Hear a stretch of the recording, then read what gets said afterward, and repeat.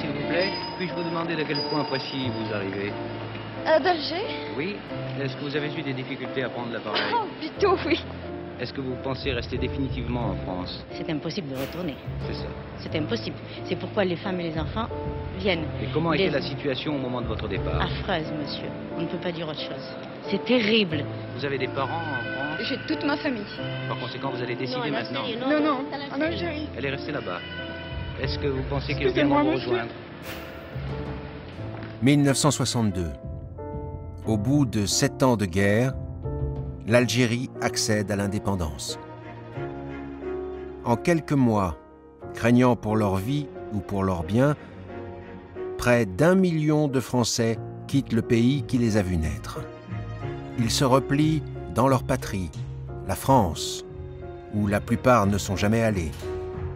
On leur attribue le nom jusqu'alors peu usité de « pieds noirs », comme s'ils n'étaient pas des Français tout à fait comme les autres.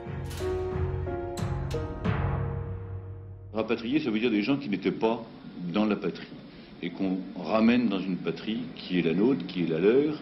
C'est pour ça que je pense qu'il faudrait dire ce sont les pieds noirs, comme on dit, ce sont les ch'timis, vous voyez. Moi, je préfère qu'on nous appelle des rapatriés. Ça veut dire que nous sommes des Français qui sommes rentrés chez nous, notre patrie, la France. Pieds noirs avec honneur et gloire. On veut s'en glorifier, mais c'est un terme péjoratif qui dit voilà, nous sommes des Français entièrement à part.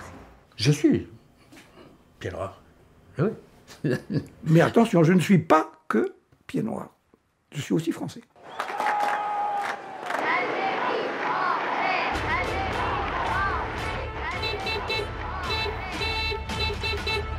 Les pieds noirs formaient une mosaïque humaine aux origines géographiques et sociales très diverses. Mais tous ont vécu le même arrachement. Ils vont nous raconter les conditions douloureuses dans lesquelles ils ont fui leur Algérie natale. Comment s'est passé leur accueil en France, leur intégration, ce qu'ils sont devenus. Ces drames terribles.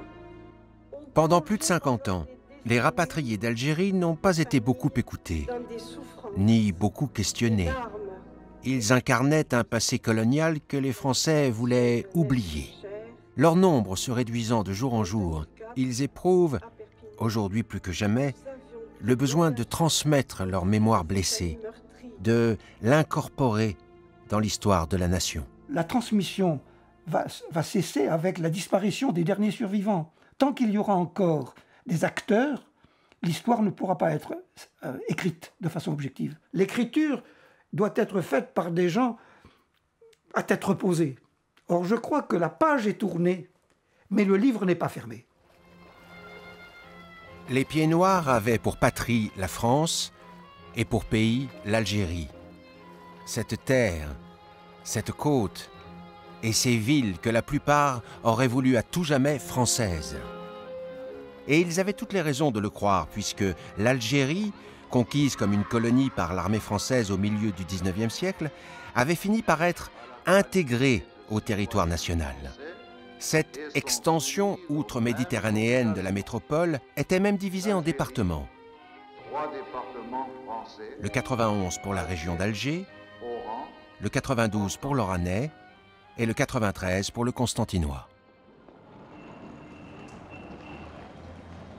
Nés en Algérie française de parents français, eux-mêmes souvent installés sur cette terre depuis plusieurs générations, les pieds noirs étaient donc tout aussi français que les Français de la métropole.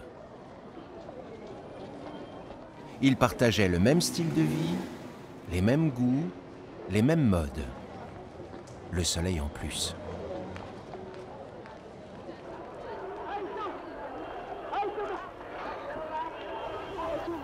La grande différence avec les métropolitains est qu'ils vivaient au milieu d'une population locale près de 10 fois plus nombreuse, dont ils n'étaient pas fait grand cas, les Algériens. Ces derniers n'avaient droit qu'à une citoyenneté de seconde zone. Socialement, économiquement, ils étaient à l'écart. Les pieds noirs les désignaient en disant indifféremment les indigènes, les musulmans ou les arabes, jamais les Algériens. Sur le plan juridique, le mot algérien n'existait d'ailleurs pas. Quant à la civilisation arabo-musulmane, elle était ignorée, au mieux dédaignée. Ces pieds noirs ne seront pas bien accueillis par leurs compatriotes français lors de leur exil. Les métropolitains les rendront responsables d'une guerre qui leur a enlevé leur fils. Ils les prendront pour des colons qui se sont enrichis sur le dos des musulmans dans des exploitations agricoles. Ce regard sur eux va consterner les pieds noirs, car en fait, 4 pieds noirs sur 5 vivaient en ville. Et la plupart étaient de conditions modestes, avec des revenus bien inférieurs à ceux des métropolitains. Mon père était plombier. Les ancêtres, ils sont partis d'Espagne, ils sont venus peupler l'Algérie. Ils ont travaillé, ils ne sont pas venus pour s'enrichir. Mon père était au chemin de fer. Ma mère était obligée de faire des ménages. Voilà. Des flocons d'avoine, je ne vous explique pas comment... vous savez, le soir, les flocons d'avoine, à un moment donné, on en avait ras-le-bol de bouffer des flocons d'avoine, quoi. Parce que nous n'avions pas du tout les moyens de s'acheter de la viande, de s'acheter du poisson.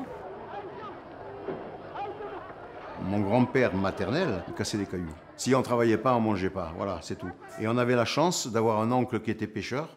Et de temps en temps, quand il n'y en avait pas beaucoup à manger, on allait chercher une assiette de poisson à la maison, chez mon oncle. Moi, mon père ne savait ni lire ni écrire. C'était un ouvrier. Donc, vous savez, il a été lui aussi des fois exploité par des grands patrons, comme ici en France.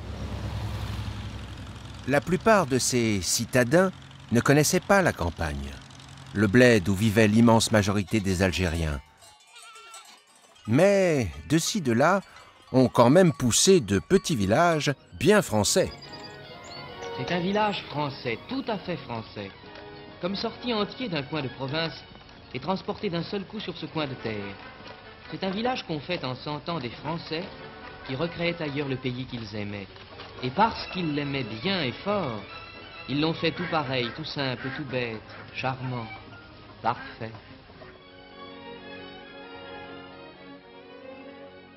Afin d'encourager la colonisation, la propagande d'État présentait l'Algérie comme un pays de cocagne, identique à la France, sans même aucun indigène en vue, comme on désignait alors la population locale. Ni même, apparemment, sans terre appartenant à des indigènes. C'est que, après la conquête de l'Algérie commencée en 1830, d'immenses espaces, il est vrai peu peuplés, avaient été attribués à des colons par l'armée. Puis l'administration de la République en a distribué à des masses de démunis attirés par un nouvel Eldorado. Pour des personnes qui sont arrivées souvent pauvres, s'installer en Algérie, l'armée avait confisqué les terres et donc avait fait fuir les occupants de ces terres-là. Et donc quand un Espagnol, un Italien, un Alsacien, un Maltais arrive et qu'on lui dit écoutez, là vous avez un petit bout de terre, vous voulez l'acheter ou vous avez une concession, il regarde à droite, à gauche, il n'y a personne. Donc il dit oui, je veux bien, donc ça devient la sienne, d'autant plus qu'il la cultive. Les grands-parents de Pierre Baron ont cru en la colonie miracle. En 1895, ils ont quitté la misère de leur Cantal natal pour l'Algérie, où ils ont été dirigés vers les hauts plateaux. On leur a dit, maintenant, voilà une terre, voilà des semences, allez-y. Et ensuite, il fallait qu'ils remboursent. Malheureusement, la récolte est très faible dans ces régions, et des fois rien, parce que beaucoup de grêle, beaucoup d'orages, les sauterelles, etc. C'est une région qui est très dure, et ils n'arrivaient plus à rembourser leurs dettes. Voilà ce que ma grand-mère écrivait en 1900 à sa sœur Anne. « Tous les malheurs nous poursuivent. Cette année, nous avions une magnifique récolte. La grêle nous a tout enlevé. Presque tous les colons ont eu leur récolte grelée. Nous n'avons plus de crédit. Les terres ne nous appartiennent plus. Mais nous logeons toujours la maison. Je ne sais pas si on nous la laissera. » En 10 ans, on leur a repris tout ce qu'ils avaient. Ils ont mal vécu, ils n'avaient plus rien. Ma grand-mère a dû faire des ménages chez les gendarmes, chez des gens qui étaient fonctionnaires là-bas pour pouvoir s'en sortir. Ça a été une période très dure pour elle. Je dois vous dire qu'elle est morte à 36 ans, 5 enfants. Je crois qu'il y a eu 25% de colons qui n'ont pas survécu là-bas. On leur a donné des marais en Algérie. Mes arrière-grands-parents, ils sont morts du paludisme en assainissant des marais. C'était pas de la terre, c'était des marais. Mon père était charretier et après il a loué une exploitation agricole à un arabe. Je lui ai donné un coup de main et j'ai labouré avec les chevaux, avec 2 chevaux devant une charrue à un soc. Au bout de 4-5 ans, on s'est un peu remplumé, comme on va dire, un peu enrichi. Mon père a acheté un trisoc où il fallait 4 chevaux. Et parallèlement, il y avait une famille de colons qui était à côté des terres de mon père et qui, eux, venaient travailler leurs terres avec des Caterpillar des 6 et des 14-28 disques. Ce que moi je faisais en un mois, eux, ils le faisaient en une journée. Mon grand-père, il avait 5000 hectares. Ce fait-là même, qui avait pour l'essentiel des terres collectives, sans cadastre et sans acte de propriété, a permis évidemment tout ce système-là de confiscation de terres et de création de grosses propriétés. La mécanisation est devenue un exemple en Algérie par rapport à ce qui s'était fait en France. Mon grand-père avait plusieurs centaines d'ouvriers de Fellah qui vivaient, je revois des images de Khaïma, c'était des tentes, faites souvent en poil de chameau, et qui s'éparpillaient autour de la ferme. Les ouvriers se contentaient de ce qu'on leur donnait, payaient modestement. C'était comme ça, personne ne se posait la question. Personne ne se posait la question pourquoi c'était comme ça. Voilà. Et c'est ça qui est... Il y avait toujours, même chez les conditions modestes des Pieds-Noirs, qui étaient beaucoup plus proches, eux, des Algériens, que les conditions bourgeoises et colons. Au sommet du Gros Colonna, la famille Borjou. Elle possédait une banque et l'exploitation agricole la plus emblématique d'Algérie. C'était des grands bourgeois suisses, ils ont moins travaillé que ceux qui arrivaient de Malte avec rien du tout dans les poches, ou de Malte, des Baléares, d'Espagne et tout. Il faut pas quand même faire la différence aussi. Ils sont arrivés avec les mâles, les domestiques, et madame avait besoin de soleil en 1872, je sais pas combien. Donc ce n'est pas ce que j'associe aux Pieds-Noirs. J'ai vécu la vie de petite fille très privilégiée d'être parmi les nantis. Et j'étais parmi ceux qui faisaient suer le burnous, il faut bien dire cette expression qui est très laide mais qui existait. Ce que j'ai vu de l'Algérie, pas grand-chose. Nous n'avions aucune relation avec des indigènes, sauf les domestiques qui travaillaient chez nous. Les endroits où nous avions des maisons de week-end, au bord de mer.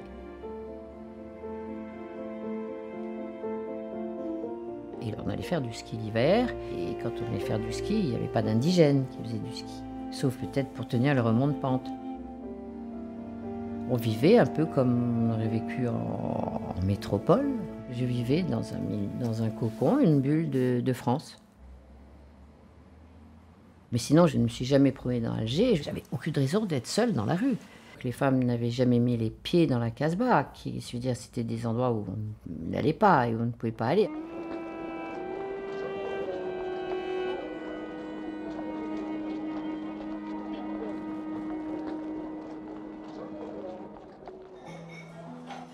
Sur 1 200 000 Pieds-Noirs, 2 tiers ne sont pas des Français d'origine, mais des descendants de migrants venus d'Espagne, d'Italie ou de Malte. La Troisième République les a francisés et elle leur a accordé la citoyenneté française, de même qu'elle l'avait fait pour les Juifs présents dans le Maghreb depuis 2 millénaires. Tout le monde s'entendait très bien et on se respectait surtout.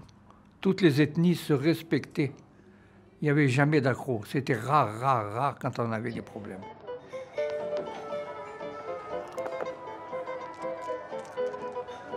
Tant que j'étais à l'école primaire, Je ne savais pas ce que c'était que le mot raciste. On était tous français, il n'y avait pas de macaroni, d'espagnol, on était tous français d'Algérie, on était fiers. Dès que je suis allé au lycée Bugeaud, et que là, dans les classes, il y a eu des enfants de capitaines, de machins, des petits métropolitains, on les reconnaissait. Ils ont commencé à me dire, mais toi, tu as un nom espagnol, toi, tu es espagnolette. Vous voyez? À l'autre, il dit, ah, mais toi, tu es un Corse. Le racisme, moi, il me semble, hein, j'ai connu le racisme à travers les métropolitains. C'est-à-dire, quand je les ai connus en Algérie, ils étaient racistes envers nous. Ils nous détestaient, ils étaient supérieurs à nous, supérieurs aux Arabes et aux Pieds-Noirs. Non, les rapports n'étaient pas si riches que ça, en ce sens qu'il y avait plusieurs ethnies. Hein. Il y avait donc les Français contre les Espagnols contre les Italiens contre les Maltais, mais tous ensemble contre les Arabes. Sans distinction d'origine, de race, de langue et de religion, des droits attachés à la qualité de citoyens français. Tous les pieds noirs, nous avons été élevés avec les Arabes. On était tous du pays. Tous mes copains de jeunesse, ce sont des Arabes. Nous avons été copains, nous étions frères. Nos premiers amours, moi, mon premier amour que j'ai eu, c'est une Arabe. Elle était belle. J'ai connu le mot raciste lorsque je suis arrivée en France. Là-bas, ça n'existait pas. Ça n'existait pas. Le racisme, pour moi, ça n'existait pas. Je ne savais pas ce que c'était. On se côtoyait, on vivait ensemble, on mangeait ensemble. Lorsque j'ai fait ma communion, j'avais des Arabes et des Juifs avec moi à table. On s'entraidait. Moi, combien de voyages j'ai fait avec ma voiture pour aider des musulmans à se marier, à des enterrements et d'ici et de là. Ils venaient me demander la voiture, j'allais les aider, il n'y avait pas aucun problème.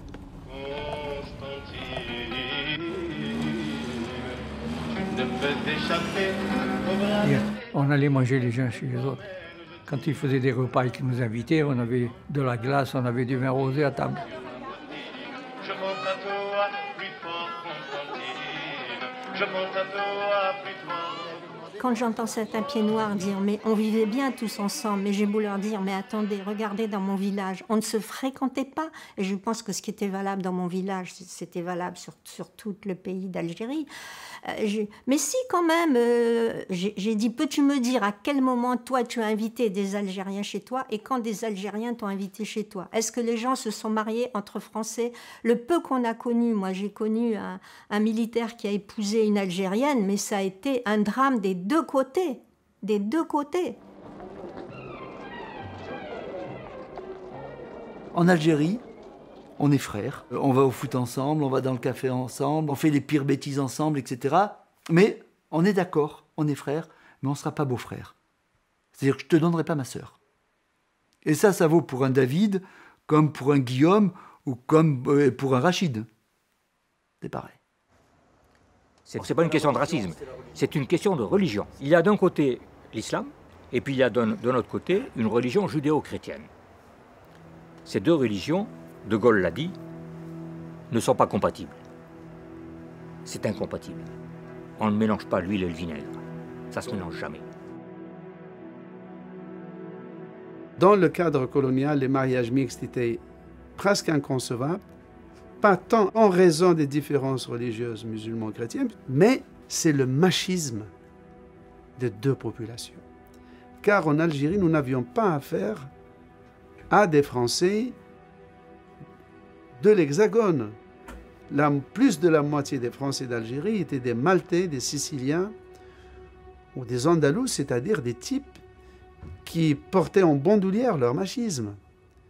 Et dont la valeur essentiel, comme chez nous, c'était l'honneur.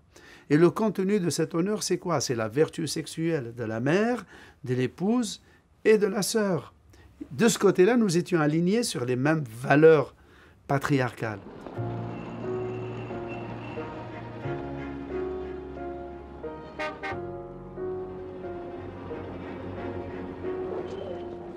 Dans certaines villes, il y avait tout de même, il faut l'avouer, même si vous n'êtes pas d'accord, mais il y avait une certaine forme de racisme à l'égard des musulmans. Il y a des personnes qui étaient respectueuses et puis d'autres les appelaient, comme on sait bien, les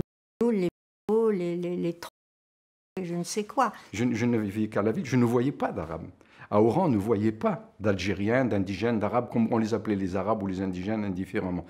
Pas les Algériens. On n'utilisait pas le terme. Mais je ne les connaissais pas. On ne parlait pas du tout arabe. Hein. Mais en même temps, ce n'était pas l'apartheid. Il y avait une sorte comme ça d'entente tacite, mais en même temps que ne souhaitaient pas les Algériens. Ils ne souhaitaient pas la proximité.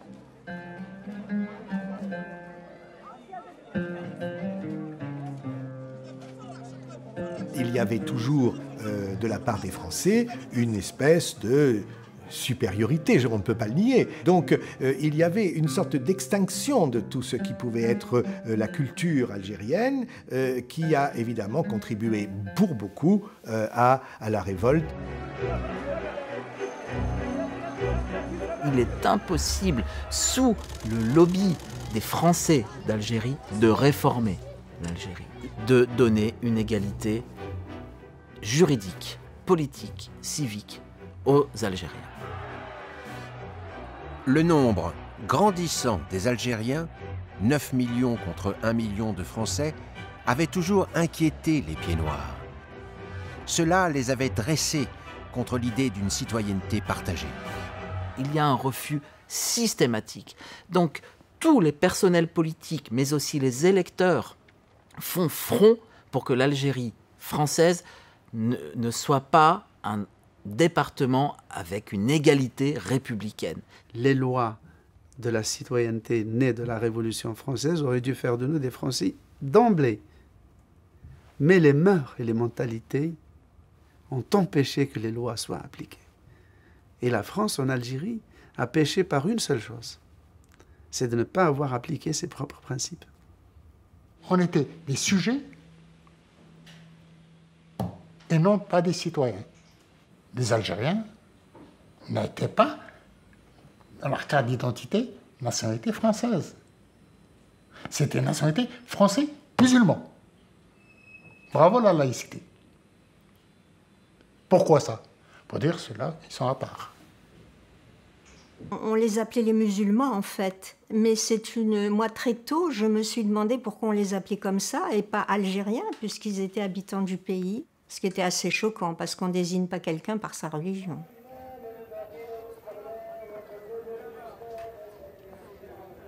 Aujourd'hui, vous les entendez tous dire « c'était nos frères, c'était nos amis ». C'était des relations de dépendance, il n'y avait pas d'égalité entre le pied-noir moyen et l'Algérien. Dans la rue, pas question de se bagarrer avec un pied-noir. Ou d'avoir des mots. La police vient, qu'est-ce qui se passe? Bon, on prend l'Algérien, l'autre... chez toi. Beaucoup vous disent « Ah, mais je n'avais que des copains arabes. On allait au café ensemble, on allait au stade, à la piscine. Mais ils n'allaient pas dans le même bureau de vote. » Ils considéraient que le fait qu'ils étaient gentils avec les Algériens, cette gentillesse devait suppléer à l'inégalité juridique et que l'Algérien ne devait pas se plaindre parce qu'il ne le brutalisait pas. Pourquoi il rouspète? Ça veut dire qu'il considérait, c'est comme s'il considérait cette inégalité juridique comme allant de soi. Et que l'insurrection de l'Algérien contre cette inégalité juridique était quelque chose d'extravagant, mu par un fanatisme aveugle et injustifié. C'est cet aveuglement de bonne foi qui est peut-être l'élément humainement le plus tragique. La guerre commence en 1954, avec l'insurrection algérienne. Un front de libération, le FLN, invite tous les nationalistes algériens à se regrouper sous son seul drapeau afin d'abolir la colonisation française.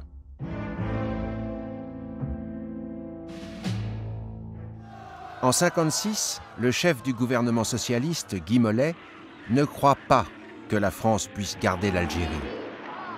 Mais à Alger, une foule démontée lui dicte sa conduite. Dès lors, lui et son ministre François Mitterrand jureront que l'Algérie restera française. Le contingent y est envoyé et pendant 6 ans, 1,5 million d'appelés débarquent en Algérie pour faire la guerre aux Félagas, ainsi qu'étaient désignés les maquisards algériens. Quand je suis arrivé en Algérie, il ne m'a pas fallu 8 jours pour comprendre que l'Algérie, c'était pas la France. Il n'y avait qu'à regarder la culture et le mode de vie et on avait tout compris. On était contraint et forcé de faire une guerre dont on savait que de toute façon elle allait s'arrêter et que chaque fois qu'un des nôtres tombait, c'était pour rien. On en perdait 10 par jour pour rien. Pour les Pieds Noirs, la guerre au FLN ne suffit pas. Ils veulent davantage. Un pouvoir politique sûr, résolu à ne pas les lâcher, à ne pas brader l'Algérie, comme on disait alors. En mai 58, avec l'armée, ils imposent le rappel au pouvoir du général de Gaulle. De Gaulle les laisse croire, lui aussi, que l'Algérie restera française.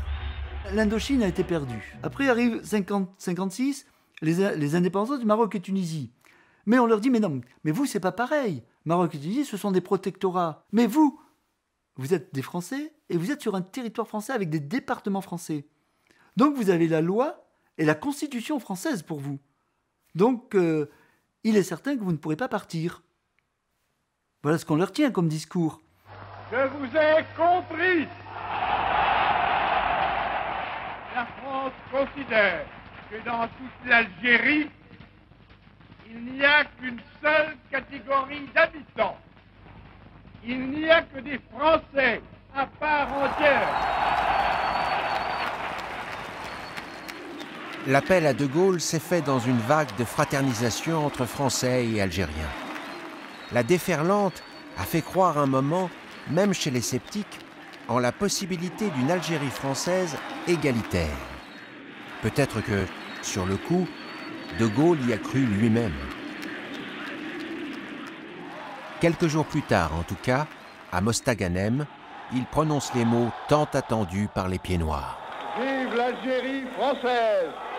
C'est ce qu'ils voulaient entendre, mais ça les a confortés dans le fait qu'ils allaient rester français, que l'Algérie allait rester française. Moi, j'ai acheté mon appartement le lendemain, c'est tout vous dire. Avec ma femme, on s'est dit, ça y est, on reste, on est heureux, c'est fini. On était dans une grande naïveté en même temps, parce qu'on a cru à ce moment-là que la fraternisation pouvait être possible. Et je me souviens de ce forum avec des dizaines de milliers de personnes qui étaient remplis d'Algériens, des hommes qui étaient descendus des Édouards en Burnous, qui étaient là, il y avait des bergers, il y avait des paysans. Je vous en parle, j'ai la chair de poule. Les Algériens des campagnes n'ont pas déboulé dans les centres-villes d'eux-mêmes. Cette flambée de fraternité a été largement organisée par l'armée. Un camion, un GMC militaire s'arrête devant nous. Il y avait sur la plateforme des Algériens avec des petits drapeaux français. Ils n'avaient pas le sourire aux lèvres. Les soldats français descendent du camion, prennent notre cuisinier algérien et le fourrent d'autorité sur la plateforme du GMC. Là, on a touché du doigt la manipulation. On amenait de force des gens pour manifester au forum.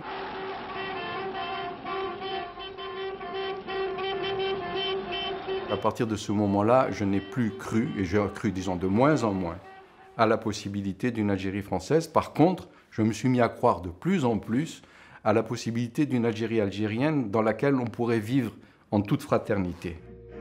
Dès l'année suivante, De Gaulle ouvre la voie à l'indépendance de l'Algérie.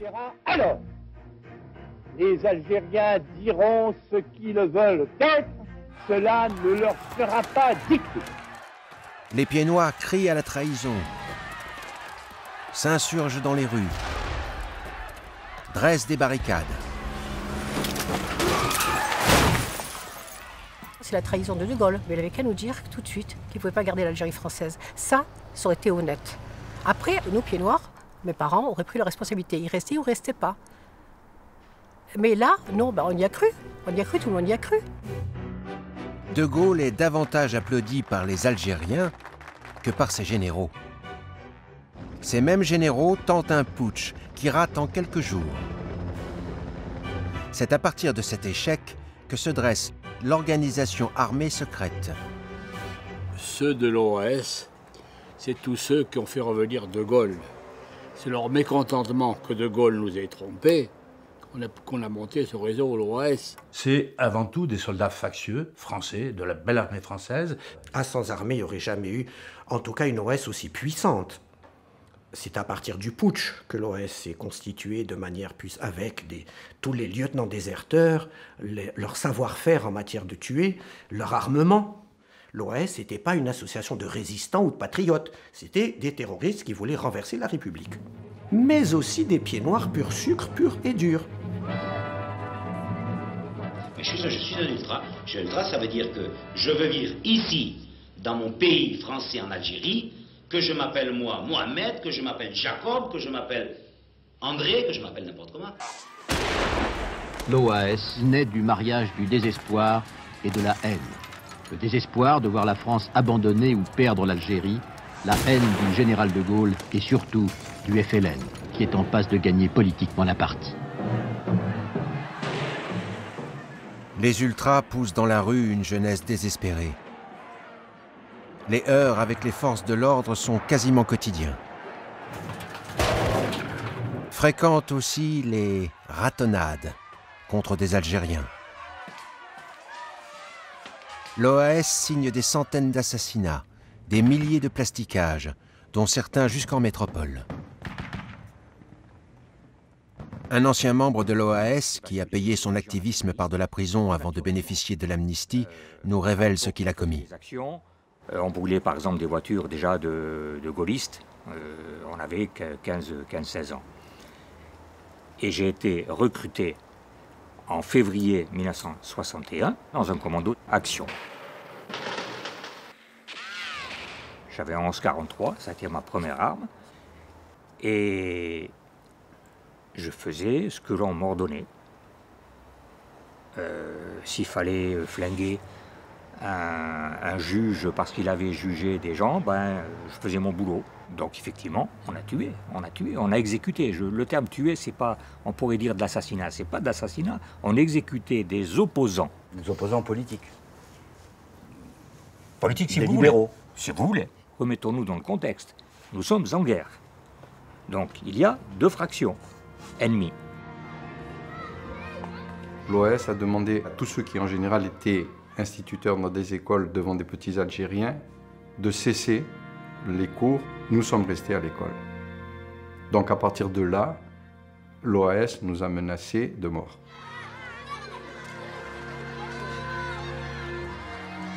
Et à 8 km de chez nous, un collègue pied noir a été assassiné dans sa classe, devant ses élèves, par l'OAS.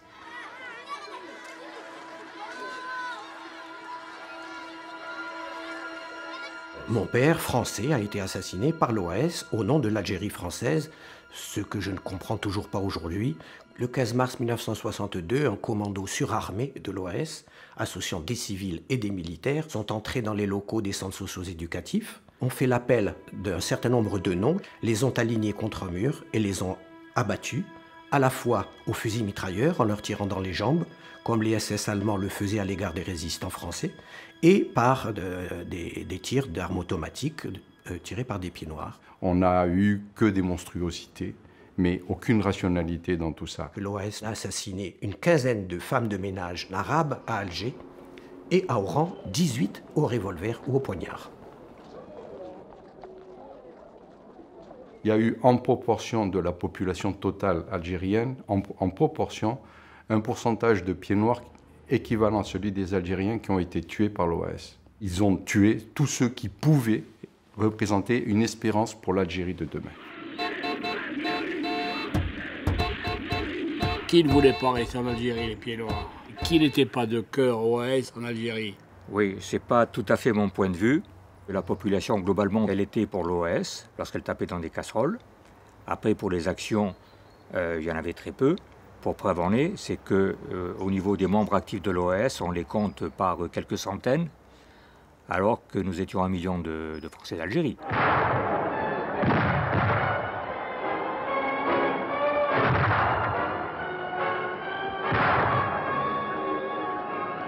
Tous les jours, il y avait des attentats par le FLN. On avait peur de se faire enlever, on avait peur de se faire massacrer. Lorsqu'on rentrait dans un bus, dans un tramway, on regardait sous les sièges pour voir s'il n'y avait pas une bombe. Donc il y avait ce climat, j'allais dire, quelque part de peur et de terreur. Et ça, on l'a supporté, en fait, je dis bien on, nous, Français d'Algérie, pendant quand même plus de 7 ans. Alors quand l'OAS est né, j'allais dire que l'OAS a rendu coup pour coup. Qu'est-ce qui serait advenu de nous s'ils ne nous avaient pas un petit peu protégés? On a été sauvés, bien souvent par l'OAS. Quand ils savaient qu'il y avait un massacre qui allait se passer, ils étaient présents. La masse la plus dure et la plus activiste était constituée bien souvent dans des quartiers populaires. Quand on ne peut pas avoir un avenir, les gens deviennent extrémistes. Les quartiers populaires à Alger votaient très souvent socialistes ou communistes. Et il est évident que ce sont ceux qui ont été les plus acharnés par la suite. À partir du virage de De Gaulle en faveur des Algériens, les classes populaires pieds noirs basculent à droite et à l'extrême droite. Bab el-Oued, le quartier des prolétaires européens d'Alger, devient une ville insurgée et assiégée. Ce cessez-le-feu, Bab el-Oued ne veut pas l'entendre. Dès le 19 mars 1962 à midi, l'armée française, qui, quelque temps avant, pourchassait le FLN, a fait un virage à 180 degrés et a dit maintenant on va s'occuper de l'OS et des résistants pour l'Algérie française.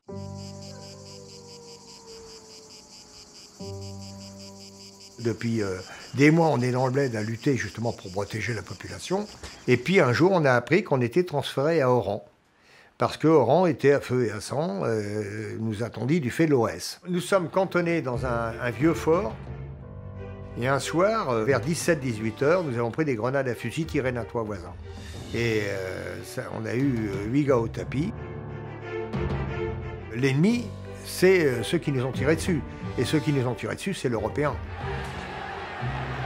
Quelques jours plus tard, il y a une manifestation de plusieurs centaines de civils européens. Et ça hurle, Algérie française et tout le reste. Et nous, on est placés en ligne, là. Et l'atmosphère est plutôt tendue. Et puis, à un moment, le capitaine, il reçoit l'ordre. S'il ne se disperse pas, vous tirez. Vous auriez tiré? Oui. Ah oui, à coup sûr. Si ces gens-là étaient venus vers nous, avec des gourdins, de ce que vous voulez, incontestablement, si on avait reçu l'ordre d'ouvrir le feu, on aurait ouvert le feu. Le 26 mars 62, le quartier populaire pieds noirs de Bab el-Oued est bouclé par l'armée. L'OAS lance un appel à manifester. La manifestation est interdite. Comme d'habitude, les Algérois passent outre. C'est leur cas. Elles sont 4 sœurs. Les 3 plus âgées vont à la manif, la protestation au cœur. Quand on arrivait sur les barrages, s'ils étaient légèrement fermés, ils nous disaient « Allez, poussez un peu et on vous laisse passer ». Donc, il y avait aucun danger. Et je regardais le cordon de militaire. Et puis, à un moment donné, j'ai vu que sa main a armé. Et puis, d'un seul coup, j'ai vu des flamèches sortir de l'arme.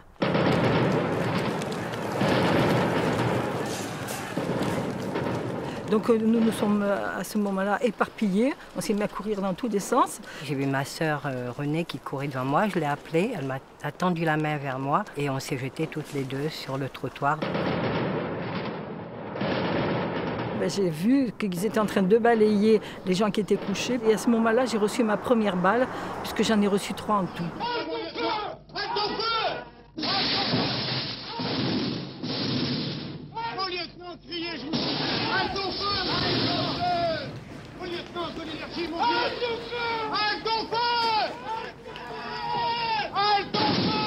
Ça a tiré pendant un moment, ça s'est calmé, et ça a repris. Et moi, c'est à ce moment-là que j'ai été blessée.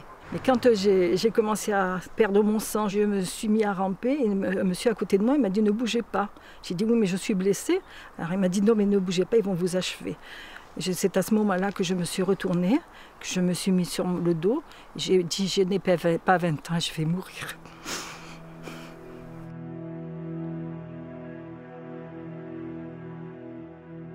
J'ai levé la tête et j'ai vu qu'il ne faisait plus rien. Et je lui ai dit à ma sœur, ça y est, c'est fini. Elle ne répondait pas. J'ai dit, si tu es blessée, je vais t'aider. Elle ne me répondait toujours pas. Alors je l'ai attrapée sous les aisselles. Je l'ai tirée vers moi. La tête est tombée. Et ma sœur avait les yeux noisettes. Et à ce jour-là, ils étaient bleus. Il y avait le bleu du ciel qui se reflétait dans ses yeux. 48 morts, bilan officiel. Des dizaines de blessés graves. L'armée française qui tire sur des Français et massacre des Français. c'est comme un début de guerre civile. Accidentel ou prémédité? Il fallait que ça arrive pour nous faire comprendre que nous n'étions plus désirés en Algérie, qu'il fallait vraiment soit qu'on plie bagage, soit qu'on rentre, qu'on se taise, qu'on ne croit plus en l'Algérie française, que c'était vraiment fini, qu'il ne fallait pas compter sur l'armée pour nous défendre. Et je crois vraiment que c'était le message qu'on a voulu nous envoyer. Moi, je sais que j'avais dit à mon père, mais on part pas, papa. On est chez nous ici. Hein. Et il m'a dit cette phrase, ma fille, quand on tire sur nos femmes et nos enfants, alors nous les hommes, on baisse les bras. Il m'a dit, on va partir. Comment pensez-vous que le fossé puisse être comblé entre vous, musulmans, et les Français d'Algérie? Le seul moyen qu'ils prennent leurs valises.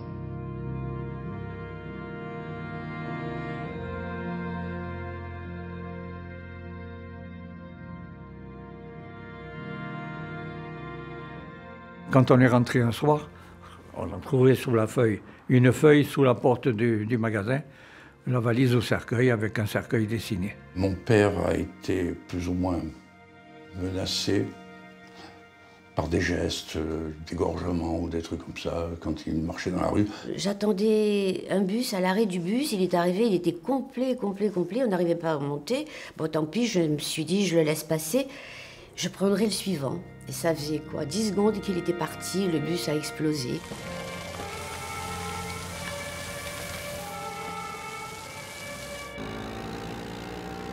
Il y avait un vieux félagrate de la LN, très méchant, très agressif, et que deux petits jeunes. Il m'a demandé les papiers, il les a lus à l'envers. Et il m'a dit, toi tu es de l'OS, on va te faire ta fête. Et ils me sont tous tombés dessus, ils m'ont fait tomber du scooter. Je me suis sauvé, je ne sais pas comment. Je suis arrivé en sang chez moi. Mon père m'a dit, bon c'est fini, on arrête. On est parti le 9 août.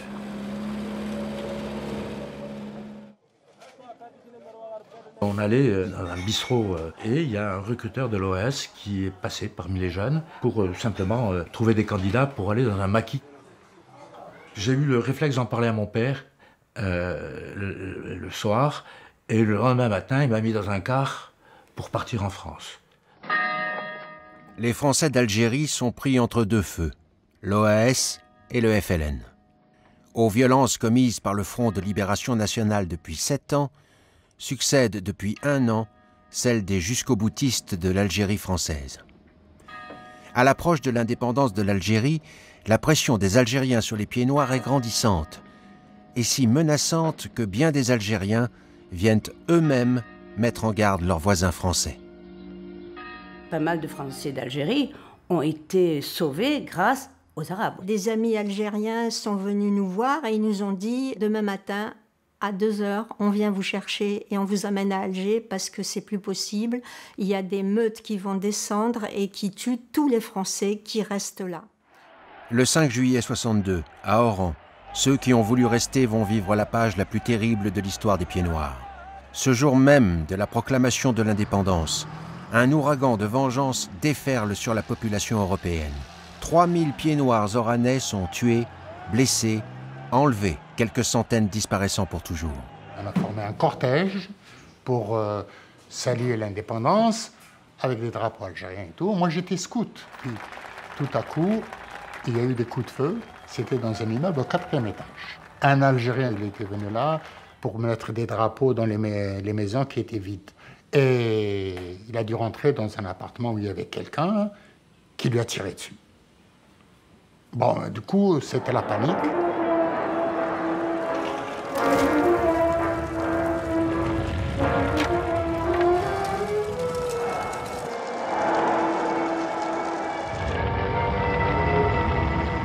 On a commencé à voir des fourgons, et gens excités là-dessus, et puis qui tapaient sur une bâche.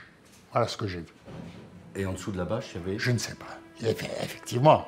Les Pieds Noirs. Ben oui, voilà.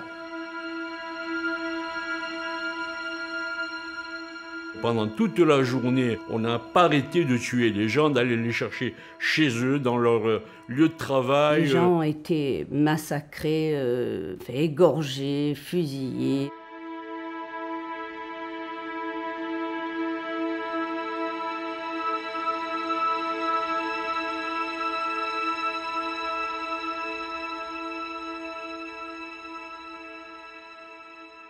Ce qui nous a le plus fait mal, c'est que on a dit à l'armée, ne bougez pas.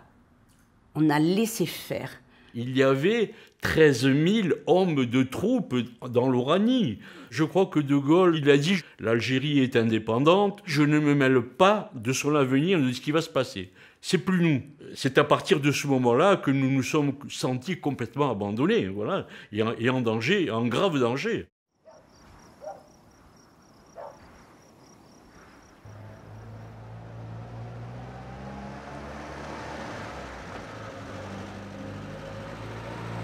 Arrive midi, on s'installe autour de la table et on entend tambouriner à la porte. Oh purée. Alors là, on dit ça y est, ils viennent de nous chercher.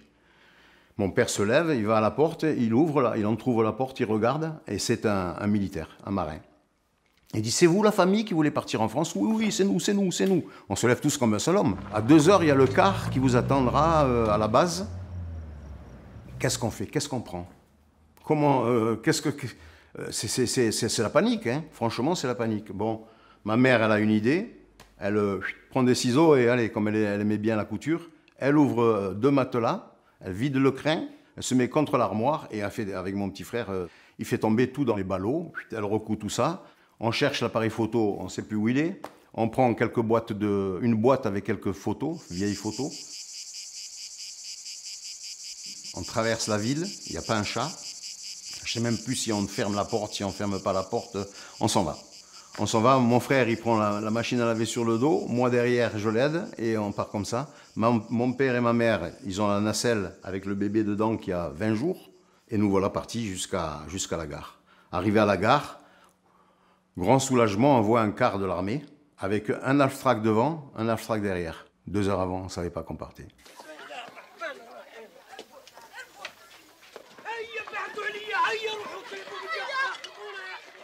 Ma mère avait préparé 2-3 valises. Le gars lui a dit non, non, on n'a pas la place. Si on voit les valises, ça va être dangereux. Donc, vous partez avec rien. Et donc, ma grand-mère pleurait, ne voulait pas partir. Le voisin Bellarbi disait à ma mère, mais laisse, je vais m'occuper de ta mère. Tu reviens dans 1 an, tu la retrouves impeccable. Elle ne veut pas partir, ne la laisse pas partir. Mais bon, il était hors de question que nous partions sans ma grand-mère. Donc, on a dû la mettre de force dans le camion. Donc, c'est comme ça que nous sommes partis, cachés sous des sacs de pommes de terre, que nous sommes arrivés à Alger.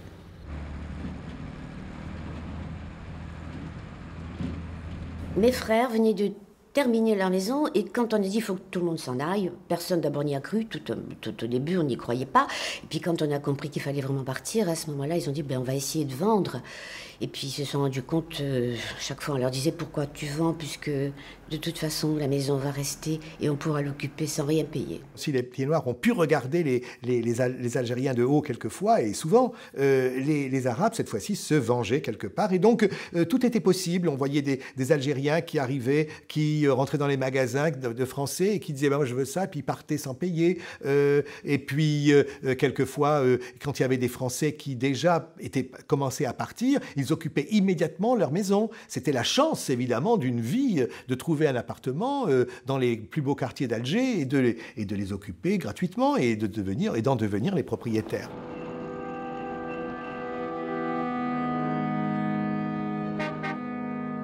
On voyait les gens qui essayaient de vendre tout ce qu'ils pouvaient. Donc sur les trottoirs, il y avait des tables avec depuis les fourchettes, les matelas, les couvertures, etc.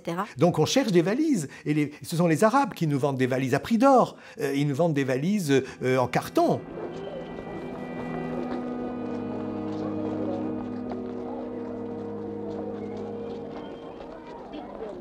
Français de modeste condition, habitants de Bab el-Oued, d'Oran, de Constantine ou d'ailleurs, il est juste temps de vous ressaisir.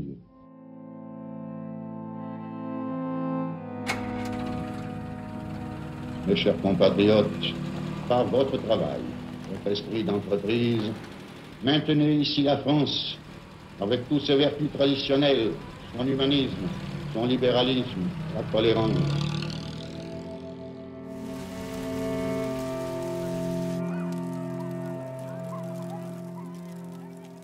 Quand ils ne pouvaient pas vendre, la veille de partir, ils cassaient tout. Moi, j'ai vu des gens casser à coups de marteau un frigidaire, par exemple, parce qu'il n'était pas question qu'on le leur laisse. J'étais absolument favorable à la terre brûlée. Ah oui, j'aurais tout cassé.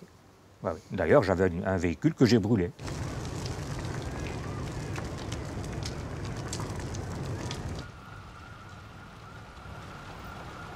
J'ai vu clairement des enfants de 8 ans à 10 ans mettre les feux à l'école, sans doute leur école. Et ils étaient approvisionnés par les gens de l'OAS, par leurs parents qui étaient des complices. Il s'agissait de détruire l'école, détruire tout ce qui avait été construit par la colonisation, ne rien laisser, rendre la terre telle qu'on l'avait trouvée.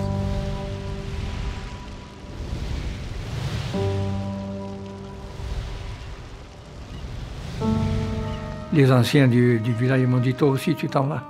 Il dit, alors qu'est-ce qu'on va devenir? J'ai dit, mais vous voulez l'indépendance? Il dit, mais ça y est, l'indépendance.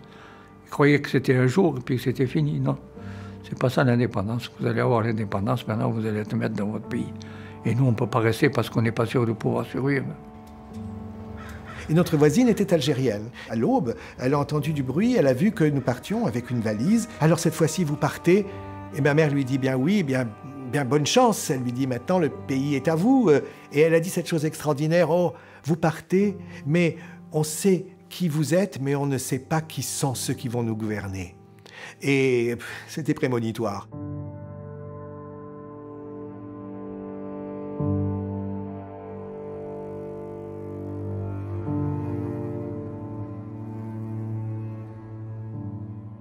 On a attendu 3 jours. Il y avait des milliers de gens. Nous étions sous une petite couverture, sous un petit arbuste avec notre petite fille de quelques mois. On a passé 3 jours comme ça.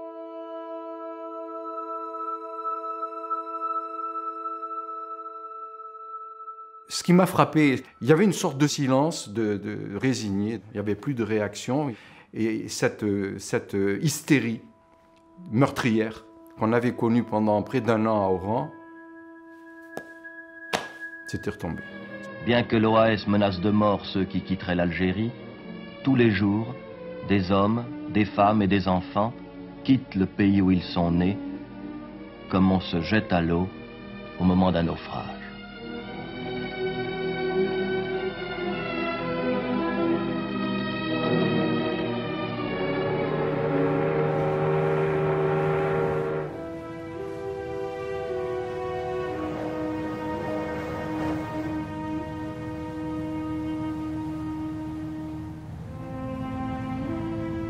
Moi, j'étais très content d'être dans un grand bateau qui traversait la mer. Tout le monde pleurait. Et puis moi, j'ai dit, mais pourquoi ils pleurent? C'est tellement magnifique d'être un grand bateau énorme, on traverse la mer, c'est fabuleux, on va ailleurs, voilà. Sur le bateau, je me suis dit, je veux être un pionnier. Comme les ancêtres Vircondelais qui sont partis en 1848, sont partis en Algérie, ils n'avaient rien. Eh bien, moi maintenant, je n'ai rien, mais à partir de ce rien, je vais essayer de faire un tout. Ils sont arrivés soulagés peut-être, mais surtout désorientés. Gens de conditions modestes, vieillards qui avaient vécu en Algérie toute leur vie, ils ont tout laissé de l'autre côté de la mer.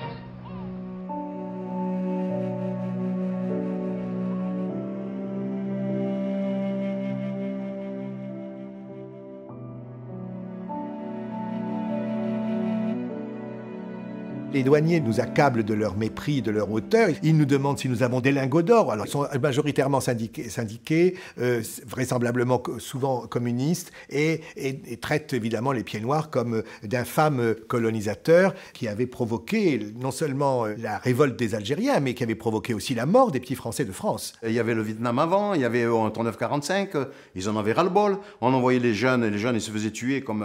bon, moi je me mets à leur place. Une grande majorité des Français, une fois que la guerre a été finie, ne se sentaient plus concernés par l'Algérie. C'était fini, c'était terminé, on avait tourné la page, on n'en parlait plus. Les rapatriés d'Algérie, à leur arrivée, ont eu l'impression que les Français de métropole les considéraient comme des étrangers. Oui. Ah, quand on est rentré, nous. Ah oui, indiscutablement. On était des étrangers, des voleurs, des salauds, Non, non. Moi, je l'ai vu, la banderole, hein, quand je suis arrivé à Marseille. Pieds noirs, retournez chez vous. Signé la CGT. L'accueil, entre guillemets, c'est aussi des attentes interminables.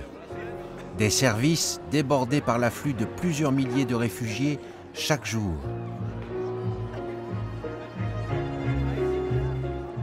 C'est, à Marseille par exemple, les containers que les grutiers trempent exprès dans l'eau du port.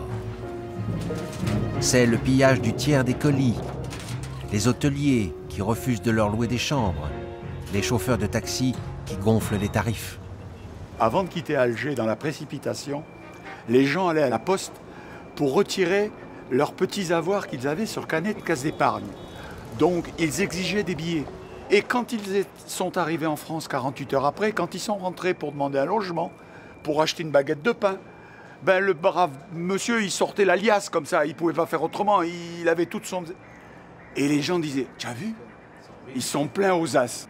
La vérité n'a pas été dite, donc les Français ne savaient pas qui nous étions. Les Français ont cru majoritairement qu'on allait envahir leur pays et qu'on était des gens très riches qui avaient abusé des Algériens et qui donc méritaient ce qu'ils méritaient. Il est certain que ça devait être très déplaisant pour les gens qui sont partis avec une valise d'être assimilés aux gens qui avaient une propriété avec des chevaux en Normandie. Quand ils sont rentrés, ils avaient assuré leurs arrières, d'une certaine manière. On arrivait avec cette étiquette collée sur le dos, non seulement d'afro-colonialistes, ce qui était vrai pour un certain nombre, mais pas pour la majorité des pieds noirs, et d'autre part l'OAS. C'est dur à trimballer tout ça comme étiquette. C'est dur.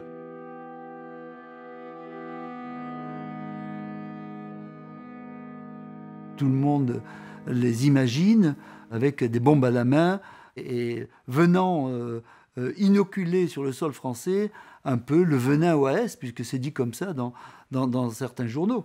Il y avait vraiment un sacré lavage de cerveau, ça je le crois vraiment. On nous a présenté d'une telle façon que, bon, très honnêtement, on ne pouvait pas nous aimer non plus. Hein. Il a dit ah non, pas de pieds noirs dans ma voiture.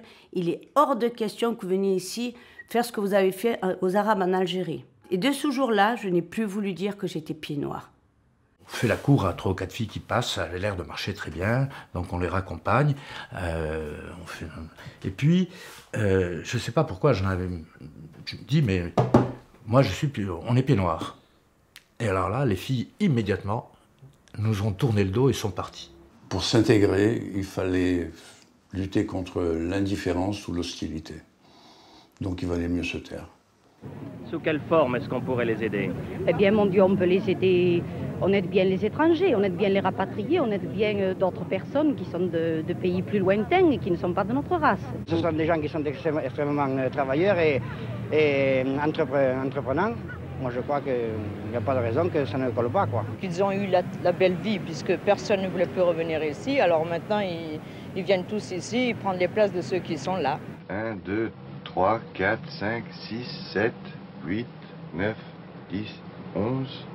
Est-ce qu'il manque quelqu'un de la famille? Oui, oui. Qu'est-ce qui manque? Mon frère et ma soeur. Votre frère et votre soeur, ce qui fait 13 personnes. Et vous vivez à 13 dans cette pièce? Dans cette pièce. Depuis combien de temps? 8 mois. Depuis 8 mois? Des Français les ont secourus, mais ils n'ont pas été les plus nombreux. Des boxes de garage, voire des poulaillers, leur ont même parfois été loués. Ma soeur et mon mari, ils ont été égorgés à ce moment. Et vous vous sentez suffisamment de courage pour, à votre âge, recommencer, repartir à zéro? Il faut vivre. Quand j'ai rembarqué, je ne pouvais plus saquer ni les pieds noirs ni les Arabes, c'est clair. Bon, pour moi, c'était que des ennemis, il était grand temps que je parte. Et j'arrive en France, et il se trouve que le curé que j'avais bien connu avant de partir, le curé du Bled, il me regarde, il dit « Ah, ça y est, t'es revenu, toi ?»« Eh ben, tu tombes bien, j'ai besoin d'un coup de main. » Et il me dit « C'est des rapatriés d'Algérie, ils n'ont plus rien, rien. » Alors on leur a amené des matelas et tout, un tel a amené ça, tu vas me donner un coup de main qu'on les installe. Et moi j'ai été catastrophé de voir l'état de désespoir de ces pauvres gens, de ce pauvre couple et de ces enfants. Et là, pour moi, il n'y avait plus autre chose. Il y avait devant moi un couple de malheureux qui étaient désespérés et qu'il fallait absolument aider, quoi. Voilà. Ben, ce jour-là, ma haine pour les pieds noirs a disparu. Ça fait déjà plus de 10 heures qu'on est debout, là, en train d'attendre. Alors, attendez que vous l'ayez. J'ai encore mes filles là-bas. Vous l'avez dit ce matin. Mais c'est pour vous demander un renseignement. Vous voulez un déménagement qui n'est pas fait encore. Mais non, vous l'avez dit. Oh, non. Je vous assure, je me suis adressée. Beaucoup de pieds noirs disent que l'État français n'a fait très peu pour eux, sinon rien, les a abandonnés. Ce sont des phrases que l'on entend de façon récurrente. Les Français d'Algérie ont bénéficié d'une politique d'intégration efficace et immédiate, qui n'existe pas dans les grands pays d'immigration à l'époque, ni en Israël, ni aux États-Unis, ni au Canada. Alors on commence par les premiers, puis les derniers. Il n'y a pas un endroit où les rapatriés d'Algérie débarquent qui n'ont pas eu un dossier administratif ouvert à leur nom et qui va conditionner immédiatement des versements d'aide, des bons de logement, des bons pour des bons de train, des bons de voyage, des bons pour essayer d'aller dans l'urgence, rejoindre sa famille, etc. Attendez, ou alors vous allez recevoir une convocation. C'est ça. Nous avons donné Nous patientons, mais il ne faut pas exagérer quand même. Si on les laisse grouper dans un endroit, il est bien évident qu'ils vont constamment ressasser cette idée de terre perdue, etc. Il faut les mélanger, il faut absolument qu'ils s'assimilent. Mais eux ont tendance à se grouper. Mais c'est normal qu'ils aient tendance à se souper. Des gens dans le malheur se groupent toujours, monsieur.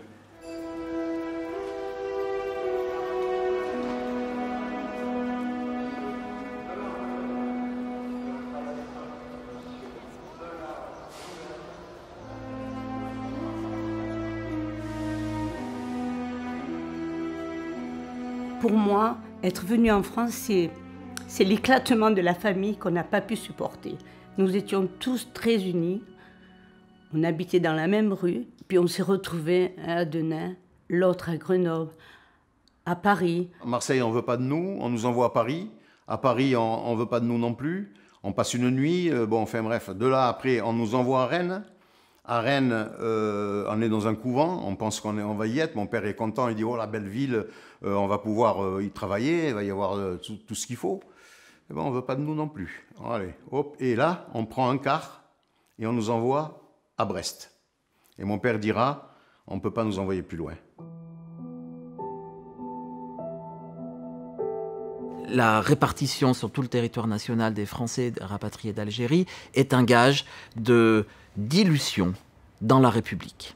Et puis, il y a aussi dans cette volonté de répartir la population une très claire volonté d'organiser les retours à l'emploi rapidement. Messieurs, dames, s'il vous plaît, mettez-moi... Dans toutes les préfectures de France, il y a un service dédié aux Français rapatriés et ces derniers vont effectivement contacter les employeurs pour organiser des retours à l'emploi rapides. En leur demandant la priorité. En leur demandant la priorité. Bon, nous sommes dans la France des Trente Glorieuses, de l'emploi, il y en a. Donc la question, c'est ne pas d'être au chômage ou pas. La question, c'est de retrouver un emploi similaire à celui qui a été abandonné. J'ai accepté une place autre que celle de comptable.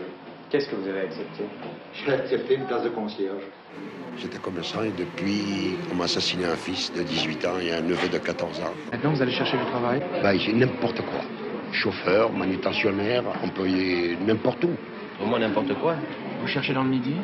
Le Midi ou n'importe où? J'ai eu des belles promesses, des belles paroles et puis... il n'y a pas eu d'acte. La plupart du temps, ils nous donnent des emplois comme manœuvre. Chez nous, on n'a pas l'habitude de travailler manœuvre. Pourquoi? Parce qu'on était un peu plus surélevés que les musulmans. Ouais. Qu'est-ce que vous faites maintenant ici à Reims? Chômeur. Et beaucoup de rapatriés ont décidé d'apprendre un autre métier. Et c'est dans des centres de formation professionnelle accélérés comme celui-ci qu'ils acceptent, même à 40 ou 45 ans, de redevenir des écoliers noyés au milieu d'adolescents de la métropole qui n'ont pas 20 ans. J'avais un atelier de ferblanterie comme artisan. Donc vous étiez propriétaire? Oui, j'étais propriétaire. Quelle profession exerciez-vous lorsque vous étiez en Algérie? Je faisais le patron boulanger. Comme je voyais que je ne pouvais pas me recaser dans mon métier, alors j'ai décidé d'apprendre un métier, puisque j'avais changé de pays, il fallait que je change de métier, quoi. Fonctionnaire, j'étais rapatrié, j'ai eu un poste, je n'ai pas été obligé comme mon père, mon frère, de chercher un travail. Mon père a trouvé du travail 2 jours après, être arrivé en Bretagne. C'est chose incroyable, à l'époque, il y avait du travail. C'est un fait que l'économie française est actuellement en expansion. Partout de nouveaux emplois se créent. L'intégration des rapatriés se présente donc comme une chance supplémentaire de l'économie. Cette économie a besoin de cette main-d'œuvre énergique. Les rapatriés n'en sont que les premiers acteurs et le pays leur fait confiance. Le pays fait aussi confiance à des ouvriers algériens pour reloger 1 million de rapatriés dans des HLM et des villes nouvelles. Et pour loger aussi les 500 000 travailleurs algériens qui arriveront en France les années suivantes.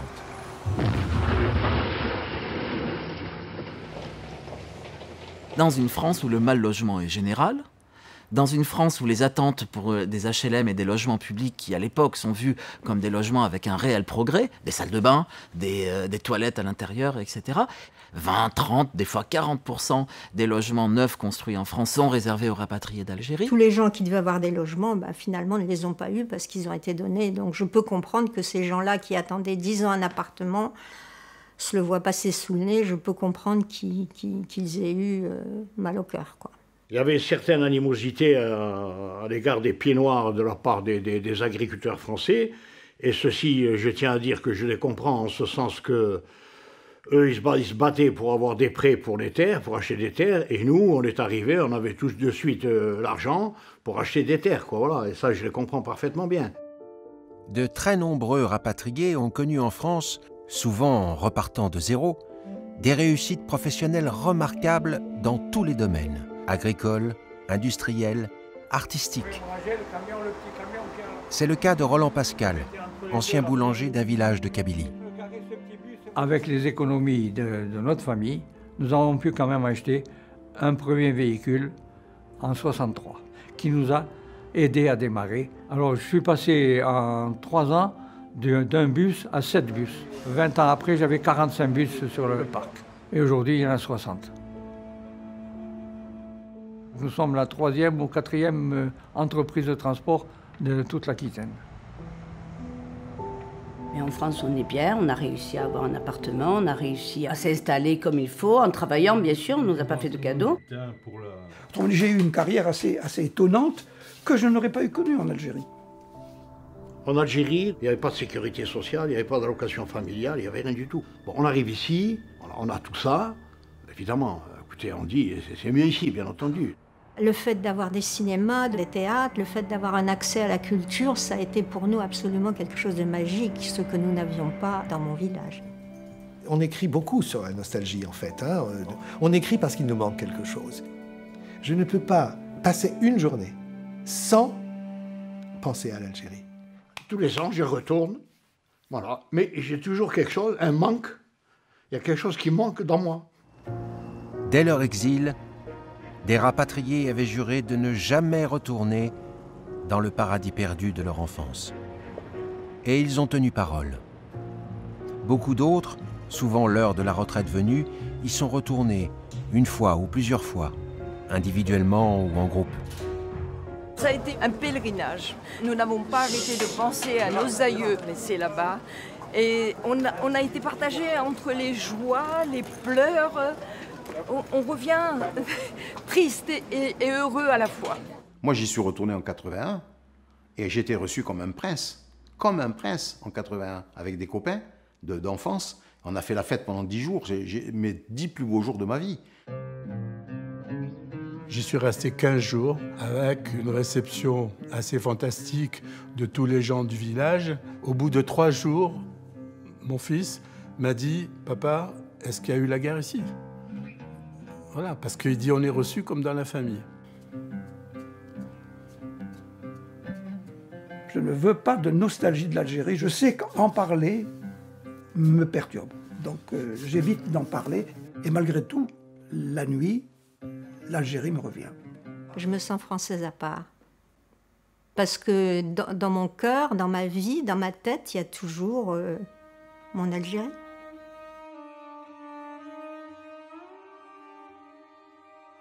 La nostalgie, ils l'ont de suite. Donc il y a toujours cette tendance un peu à améliorer ce qui a été perdu et à le magnifier en l'embellissant.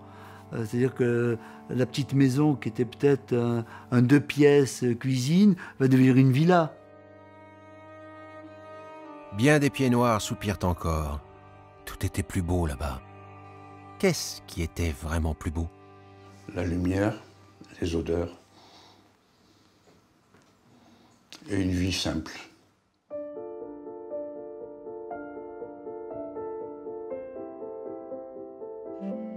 Cette plage qui faisait 5 km, on voulait attraper un poisson, on descendait avec une canne à pêche, en 10 minutes on revenait avec 2-3 poissons. Il y avait un rocher à 100 mètres où je ramassais 20 kilos de moules si je voulais. J'allais dans les vignes, je ramassais des champignons, je ramassais des poireaux sauvages, on avait tout. Le plus gros travail, c'était se retrouver devant un gueuleton tous les dimanches. Ils sont en état de manque. La raison principale, c'est qu'ils étaient les rois du pays. Même si c'était de conditions modestes.